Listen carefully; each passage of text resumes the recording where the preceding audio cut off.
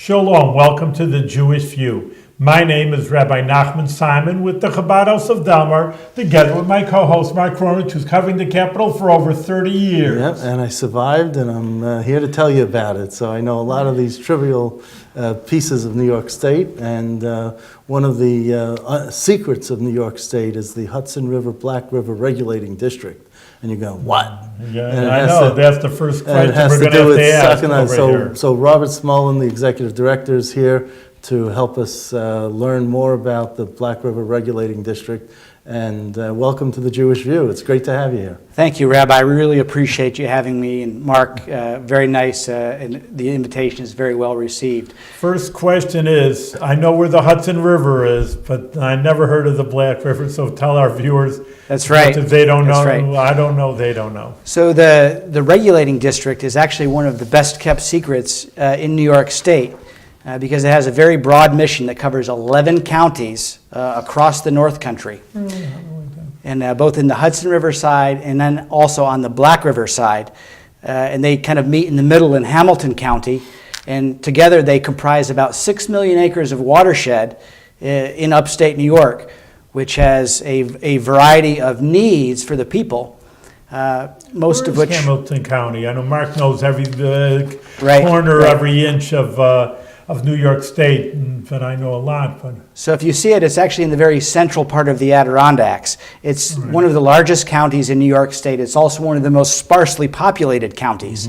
It's very rural, it's very beautiful, and recreation opportunities really abound in Hamilton County. so the Hudson River, where is the Black River, though? I never even heard of it. So the Hudson River and the Black River area, if there's an area where there's a divide in the Adirondack Mountains, you can stand in a spot in Hamilton County, and one area will drain to the Hudson, and one area will drain to the Black River side. Like a V kind of? Sort of, You in know, that the Hudson River goes south to New York City and drains down into the Atlantic Ocean by New York City. The Black River goes into the Great Lakes and then goes north up the St. Lawrence. They're going in two different directions. That's absolutely right. One goes south and one goes to the north, if you will. That's interesting. And the Hudson, so the Black River just cuts Hamilton County in half almost and just keeps rolling on? Well, the Watershed does, and one goes to the west and one goes to the east. Oh, that's interesting. So what happened, now this is Sacandaga Lake, has to do, this is part of this watershed?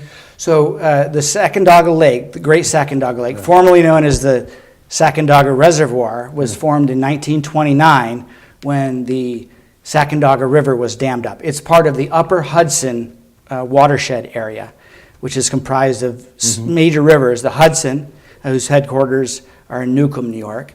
The Indian River, which is also one of our other reservoirs at Indian Lake, which is actually a reservoir. Hamilton County. In Hamilton County.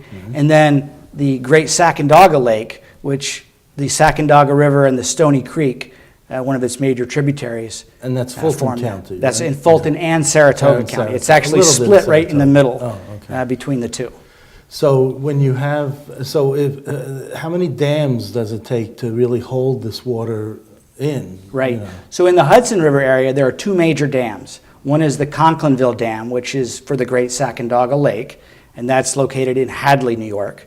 And then there's the Indian Lake Dam, which is in the town of Indian Lake, in Hamilton County. Those are the two major reservoirs in the Hudson River area.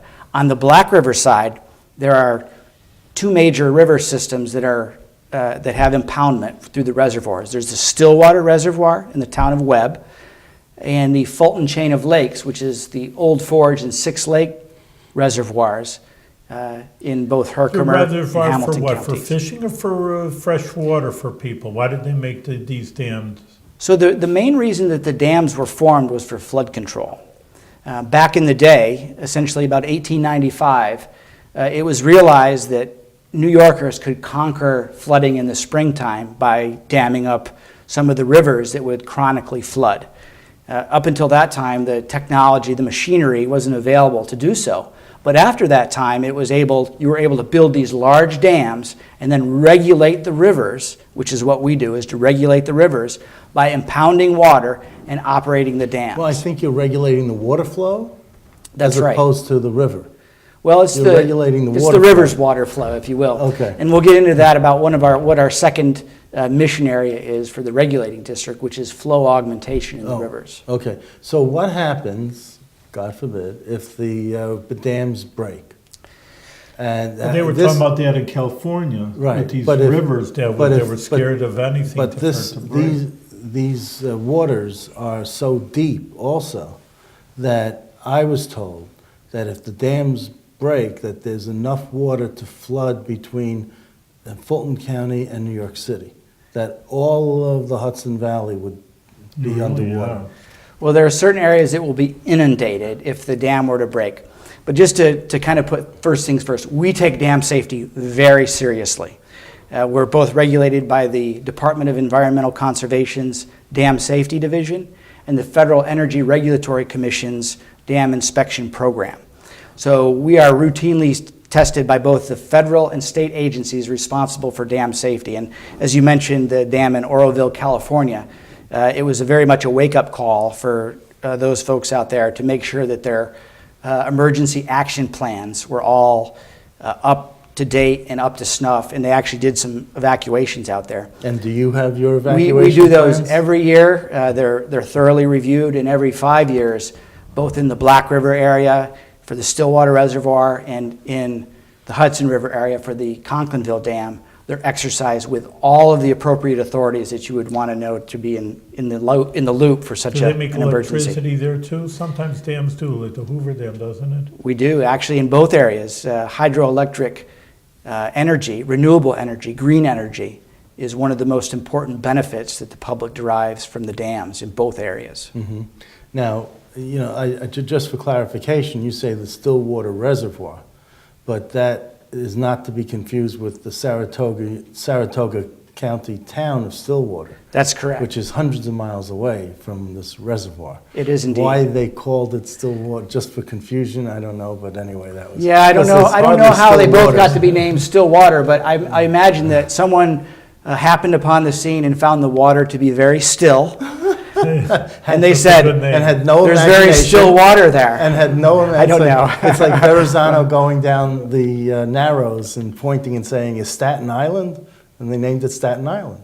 Right. It's just, anyway. So you pose a question that, yeah, I'll have to do some research and find out what the answer to that All question right, is. so you have so anyway, all right, given the amount of snow, and because the snow that we get here in Albany and the snow that's up there in the mountains are two totally different, animals. We can get a half an inch here, and you can get more than half a foot. That's up right. there. So what is the current status? Are we okay? Is the water rising too much? Do you have to let some of it go? What's the status now? So the current status is that we're looking very good for this springtime season.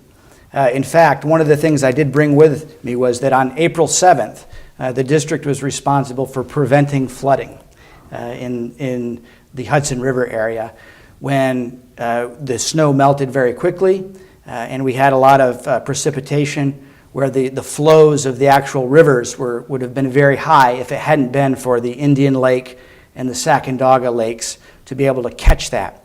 And in fact, almost 2.25 billion cubic feet of water were caught on April 7th alone in the Sacandaga Reservoir, which, if you look at the area from Hadley to Fort Edward and the flood stage that it reached, just from all of the other tributaries, the Hudson, the Scroon River, and all of the areas in the Hudson River that would all flow in there naturally in the springtime, the reservoir being present prevented the water at Fort Edward from going above flood stage at that Wow. point. That's really something. And did anyone know about this? You just kept it sort of on the queue. No one asked you, Right. so you didn't. Well, 'cause so- you didn't put out a press release. We saying, did put out a "We press saved release." Fort Edward." We did put out a press release. And these things are managed very carefully at Yeah. the Department of Homeland Security and Emergency Services Right. level.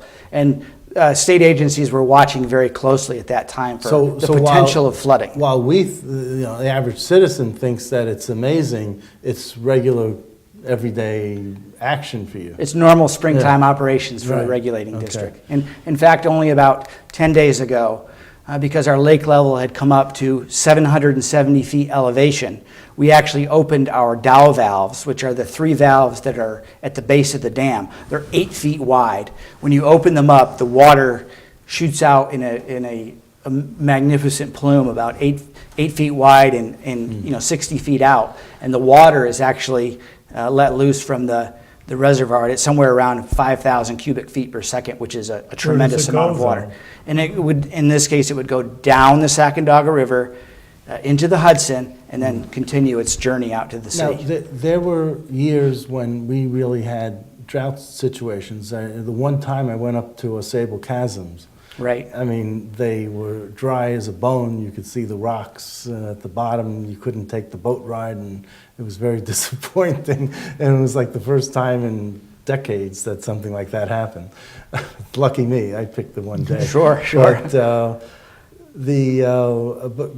can you, when you see that a lot of the streams and small rivers in the Adirondacks are drying up, can these reservoirs do anything to replenish the water there for fishing and all that? They actually do, and that's really our second mission. Okay. Our first mission Good is flood segue. control. Very good segue. The second mission is flow augmentation in the summertime.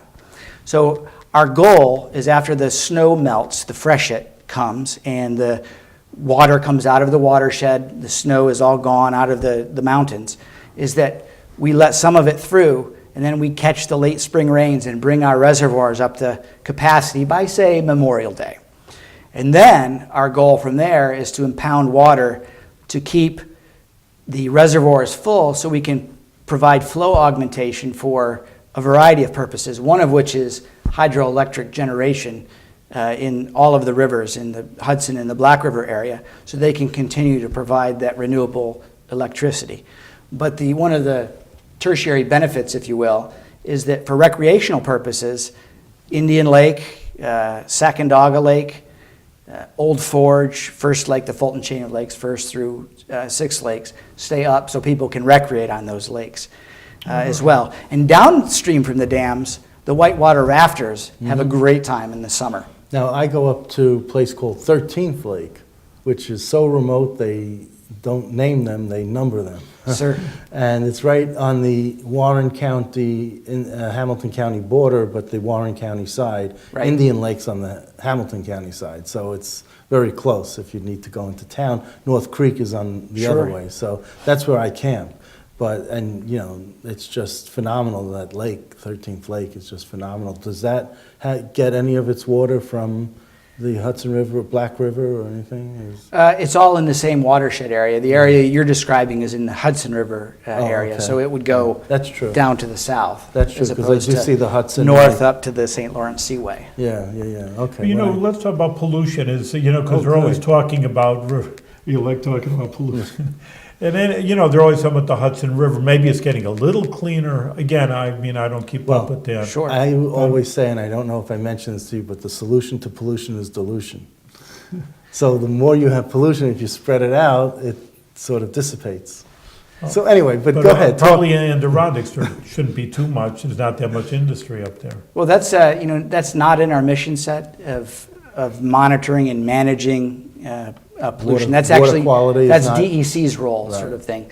But what we do is provide the flow augmentation that does a variety of things, including improving the ability of wastewater treatment plants to operate in the both watershed areas. Some of them draw water from the river for local towns and municipalities, and then they do their operations to provide the public, clean, safe drinking the water. Water quality is good from these rivers? Oh, it's So you say they're pristine. probably- It's pristine. Really? I mean, this water is incredible. Yeah, so if you look at in the core of the Adirondacks in the watersheds as they go out, because of the Adirondack Park Agency, there's a very light footprint Yeah. of industrial activity in those areas. And not just industrial activities, but of any sort of contaminants. Yes, and they have very strict rules about how they permit building within the park. See, I used to work with Water Technology magazine, so I never thought cryptosporidium and giardia would be my vocabulary, but I got to know a lot about water quality through that. So, Sure.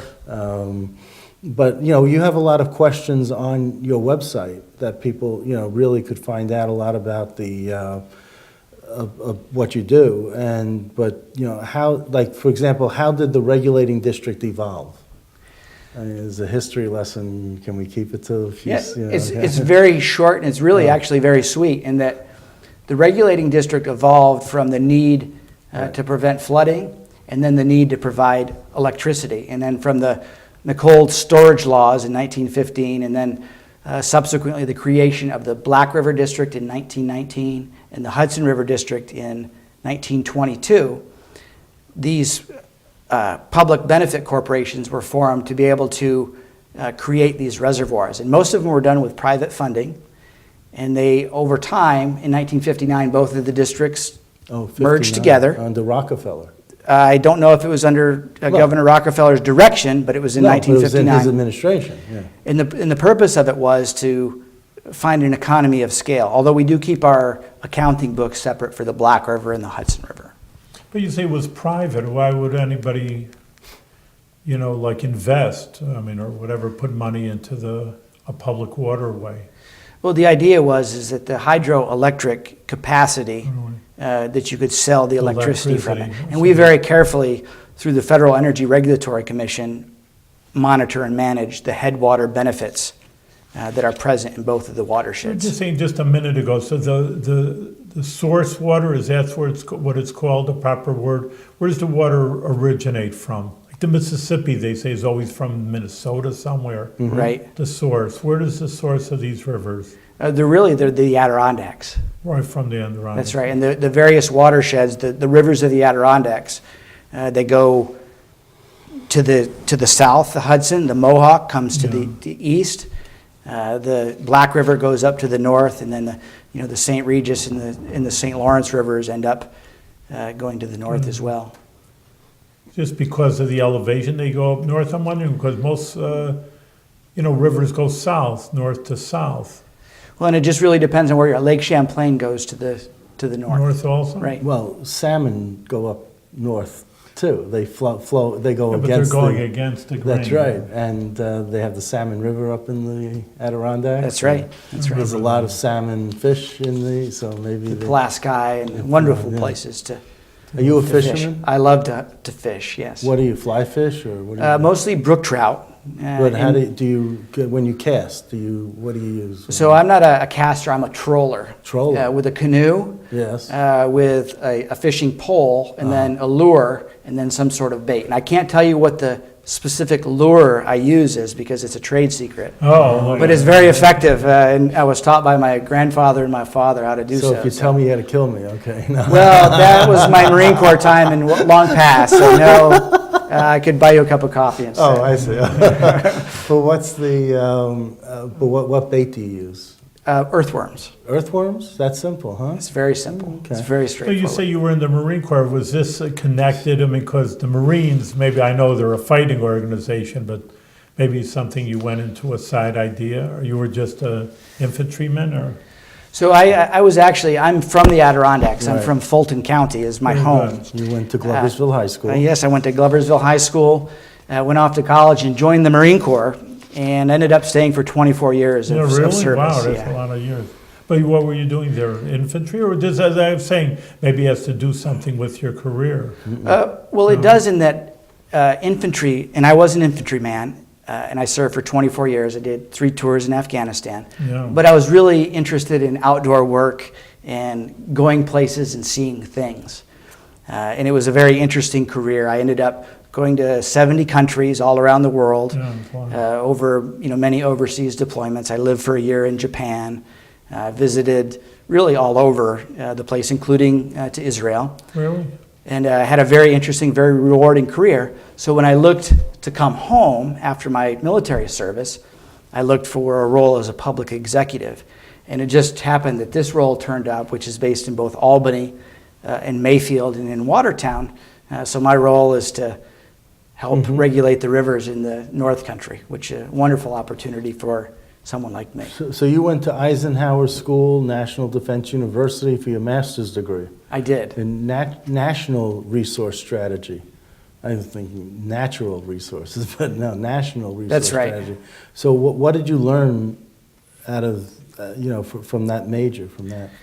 So really, it's the big picture of managing resources, which is very important both at the federal level in the Department of Defense, but also at the state level, here in Albany. Yeah, right. There's a lot of important resources that need to be managed very effectively. And you take the Marine Corps values of honor, courage, and commitment, and then you apply them to your work at home amongst the people that you serve. So it's very elegant. And you must value loyalty very highly. I do. I mean, that's something that seems very, very important to you. To certainly to family, to my hometown. Well, even the coworkers. To my even state. When you have staff, even your staff. I mean, have loyalty. That's something that Absolutely really would irk you if you had anyone who's disloyal.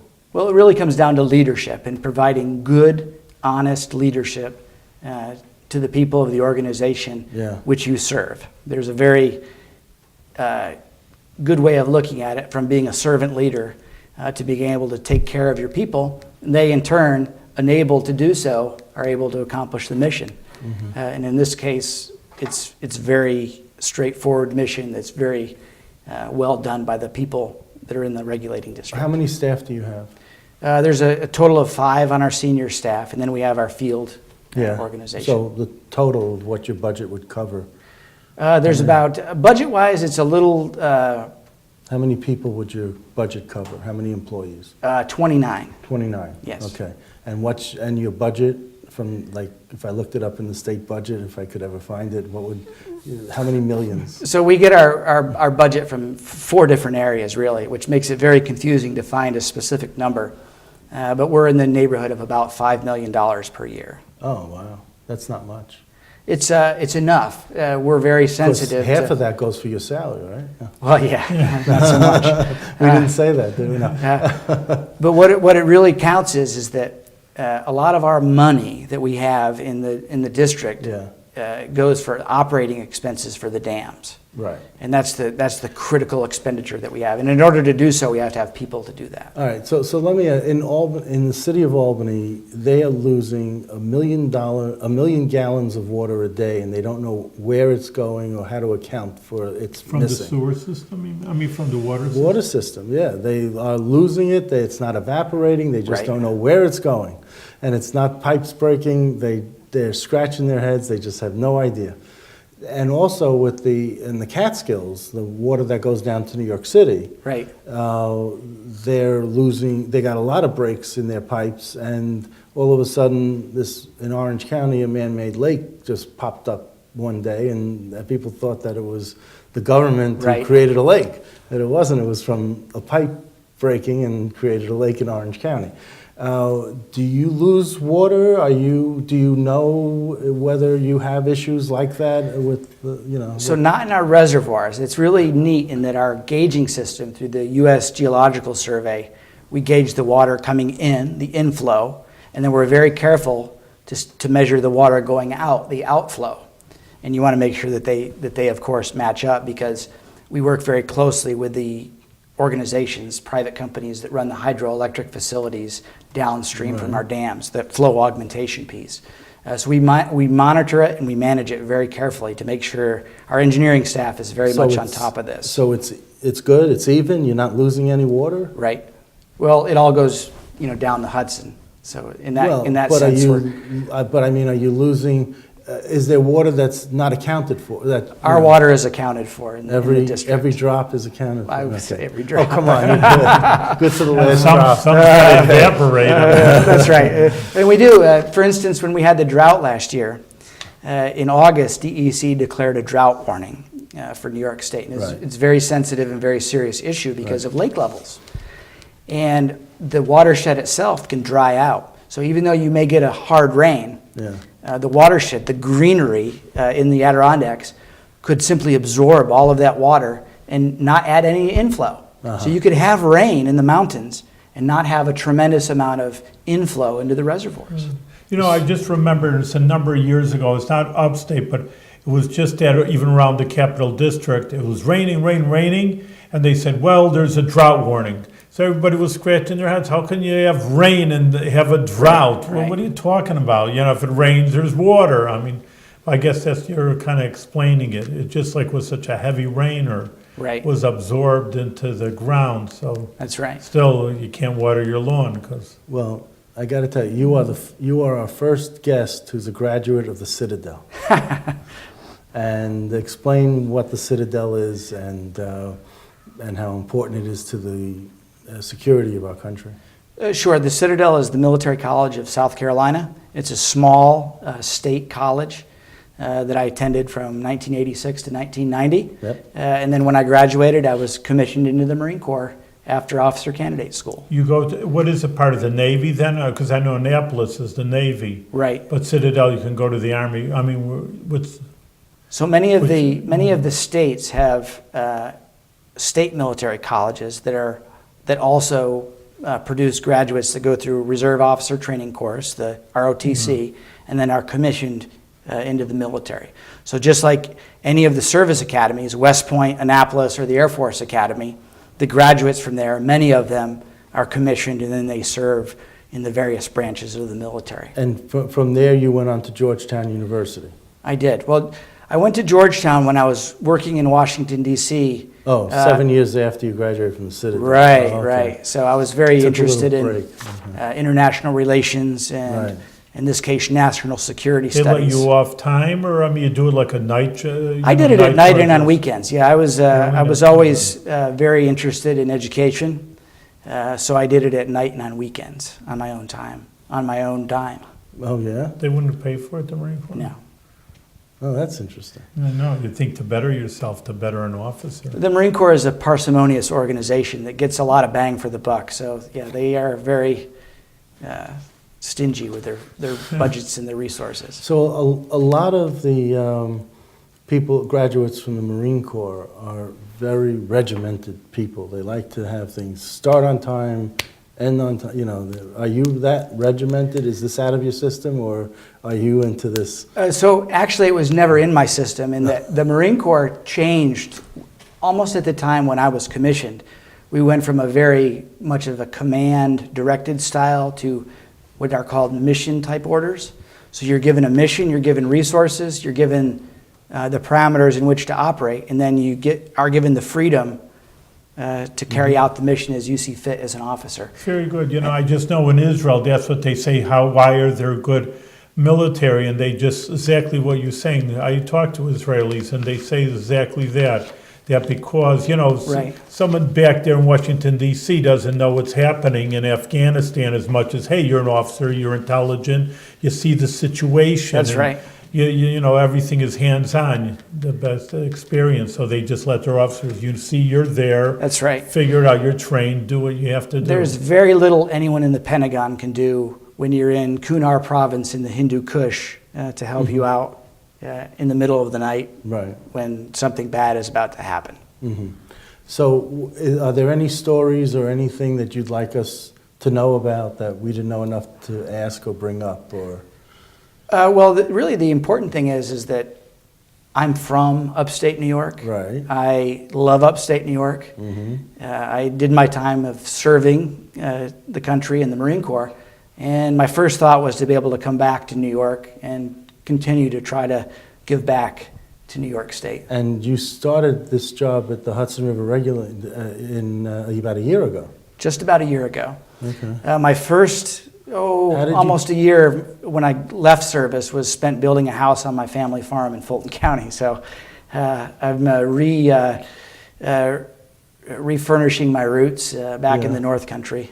But there was a job opening and you applied to the governor's office, or what was this? So I applied on Indeed.com. Oh, really? On a job website. I saw the opportunity open up, then began investigating it, and then turned my full attention to it when I realized it was a very unique, very well-suited opportunity. Well, that's how the governor's office hires, through Indeed.com. Look at that. Maybe you can get a job too, Marco. Well, it's not that. It's just, interesting. I mean, I think that's a funny way to to hire in the because you'd think they would have a file cabinets of resumes, you know, and they'd be able to pick from people who've already applied. Right, It right. must be that does make it, you know, a unique job that maybe they didn't have But anyone. bottom to fill line, it. you're doing an excellent job, however you're hired, it's not the issue, but you're Well, it doing is excellent. because of what used to be under the Pataki administration, a very political job. Really? It used to be, yeah, you had to be well connected in the Republican Party in order to get that position in the Hudson River Black River Regulating District. Yeah, so I am a public executive in that flood control and flow augmentation and Right. recreation are all No, it's you know, good. bipartisan activities. Well, that it's are, good to know that this administration is not looking at your political registration or enrollment. You know that they're taking you based on your. I'm very appreciative of the qualifications. board that appointed me Yeah. and the governor for accepting you. that recommendation Yeah. and that appointment. Very nice. Very All good. right, keep, Okay. you're doing great work, keeping, you know, everybody, the water, no one thinks about it, but there's a big job behind it. The water is the source of life. There you go. That's right. When people think, you know, you see the rivers in upstate New York, you know that someone is regulating them for the public And I will benefit. think of you from now on. That's right. That's right. All right, thank you, keep on doing with the good work that you're doing with Continued success. Thank you very much for having me. I appreciate it.